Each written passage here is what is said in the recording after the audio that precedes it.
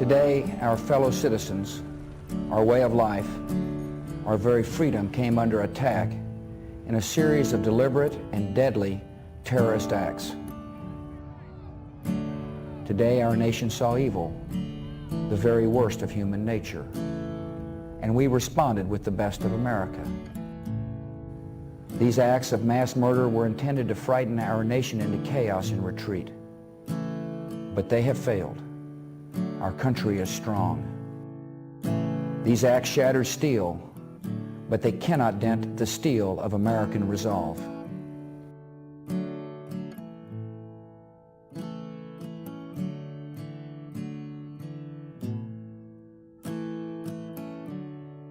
I'd just gotten off duty from the firehouse. Then I got a call on the radio, said, "When can you be available? You're going to New York." And as we got closer and closer, and it's been 16 hours on the bus, and we heard back from FEMA that New York had ordered 50,000 body bags. 50,000. There were teams from all over the United States there. I was a member of Indiana Task Force 1.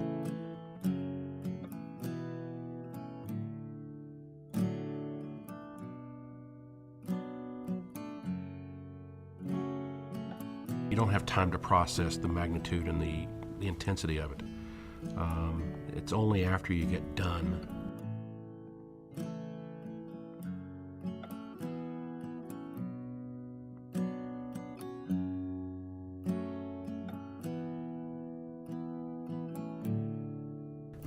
Everybody said this will be my legacy. Well, no, but we need to remember. We need to remember 3,000 people died that day. We need to remember that 800 rescuers have died since 9/11. We have soldiers overseas dying every day as a result of 9/11. So this is a legacy for them.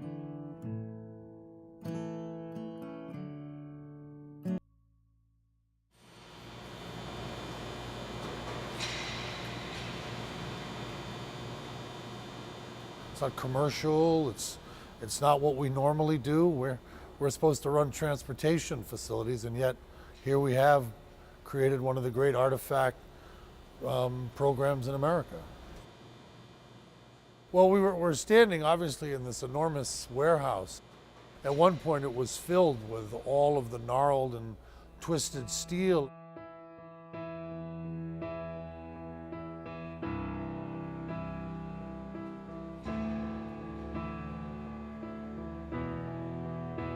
The Port Authority understood right away that this wasn't just the debris of an attack.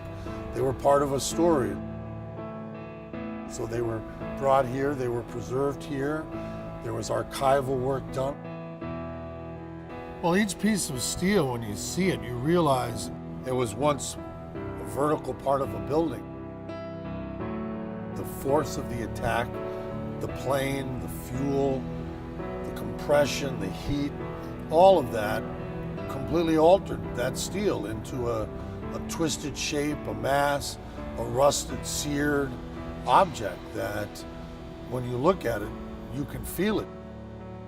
We're enormously proud about how much steel has gone out. It's in literally every 50 states. It's in 7 to 8 countries in the world. A lot of the steel went to the first responders, and so once a few started to hear about it, all of them started to hear about it, and so it's all over this country. I think it really is for all Americans, in whatever town you're in where a piece rests. There's a certain conversation that you can see in the steel. The crucible of that attack that day. You can almost see sculpture. You can almost begin to think this is a work of art. It's twisted and shaped by violence, and it's not art. It allows you to think about this terrible world we find ourselves in, where violence on a beautiful fall morning on September 11th does that to steel, and maybe metaphorically what it's done to our own world.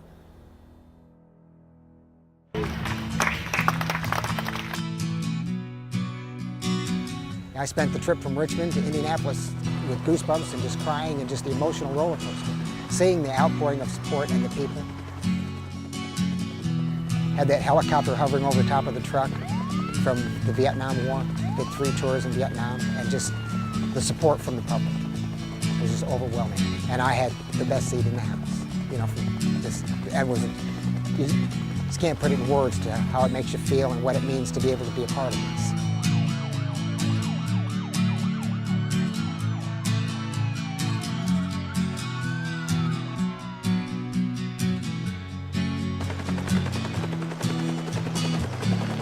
It was pouring down rain when we left Richmond, but you know what? By the time we got into Indianapolis, it was wonderful. So it couldn't have turned out better. The emotion was so high, the adrenaline was so peaked. I've had a lot of wonderful things happen to me in my life. That was an experience that has to top them right there. And you know, if it hadn't have been for those people who have given their lives through that tragedy, I wouldn't be experiencing this moment. This is one of those beautiful, positive things that comes from it, you know.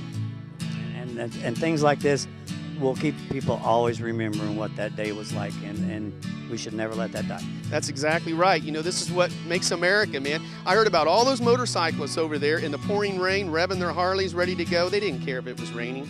This is what America's about. We don't give up on anything.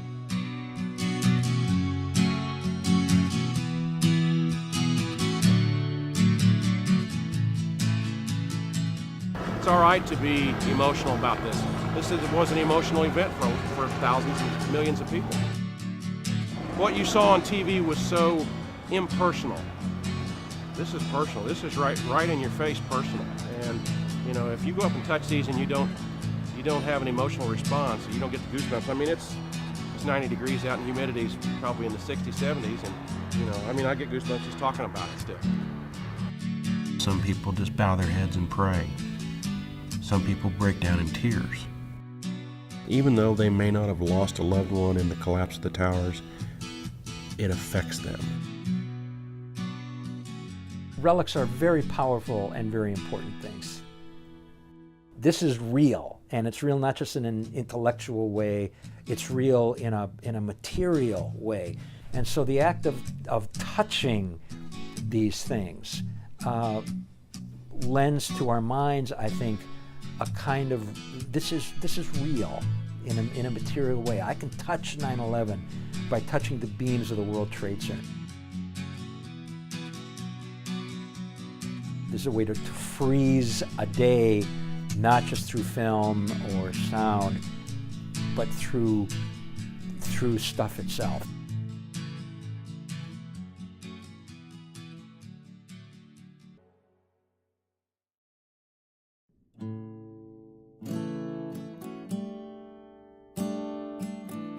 You know, it quickly, after a couple, 3 days, became a recovery effort and not a rescue effort, because outside the first few hours, they never found anybody alive. I think that the thing that got me the first day we were there was the faces of the New York City firefighters. You know, you could see hose lines going in. You could still hear the pass devices on their air packs going off, and you knew that there had to be somebody with that, but you couldn't get to them. You know, when we returned from New York, you know, they touted us as the heroes. We weren't the heroes. And we felt a lot like what I call thoroughbred horse. They take you to the gate, get you ready to go, and then they say, oh, sorry, we're not going to race today. Same thing with us. We got out there hoping to find live victims, and we didn't find them.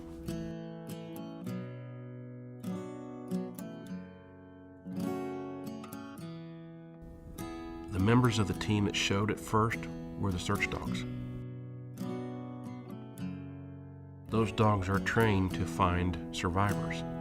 They're trained to find a live person, and they didn't. The handlers encouraged us to play with the dogs, and we actually, during some downtime, would simulate, you know, a couple areas where we could go, and they would actually put a live victim in there, put one of us in there, so that the dog would feel like, hey, I've done something right. You know, you don't tend to process things. I mean, you just pretty much go on automatic when you're doing something like this. You got a job to do, you got things to do, and you don't sit down and you don't have time to process the magnitude and the intensity of it. It's only after you get done. You know, I don't think anybody at least nobody really voiced what horrific things we saw there until afterwards, and when they started debriefing, and I've been a firefighter paramedic for 30 years, and you tend to process things. So I was able to deal with it pretty well. And I think the big thing was that after we got back, I went and talked to, my goodness, over 5,000 people in church groups, civic organizations, schools, because people wanted something tangible, something personal that they could, maybe deal with.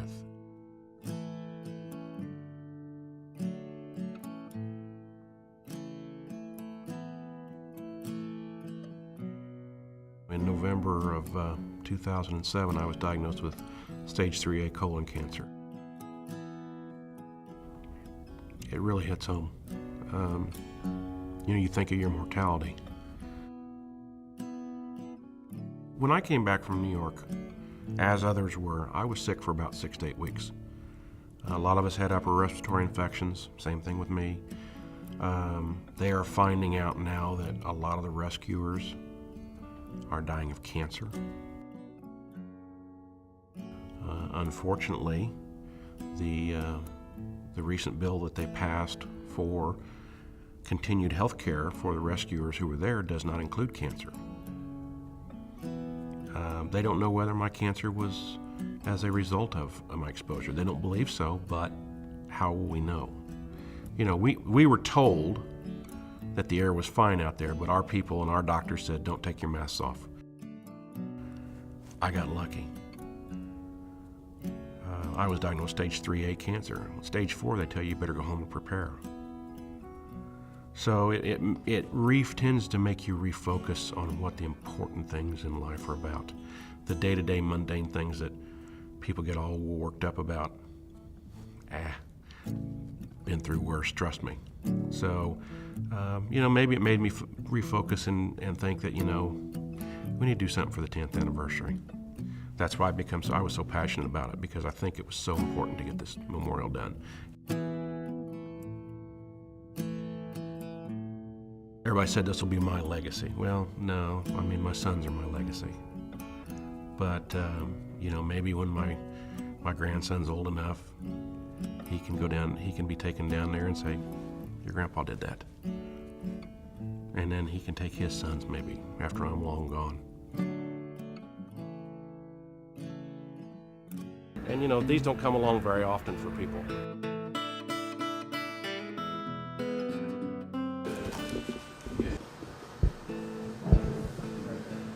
It's just a matter of finding the texture, Like where the texture right matches. here. See this part right here? On top of the 21-foot beam is going to be a bronze eagle. With me being an Indianapolis firefighter and sculptor, they had approached me and asked me if I was interested in the project, and naturally, of course, I said absolutely. A bronze sculpture goes out initially as clay, and then once the clay is done, molds are made, and then it's basically reproduced into metal. So basically, the eagle that we sent out as one piece is returned to us in about 15 to 20. Myself and Don put this three-dimensional puzzle back into shape. The ultimate goal at the end is for it to look like it was cast as one piece, not to have come back in the little pieces. As we start to assemble that thing out, everything's got to line up, otherwise by the time you get to the end of it, it's completely out of whack. And then we have seams everywhere. We fail. We don't have very much time. Our backs are against the wall, so we need to get it done fast.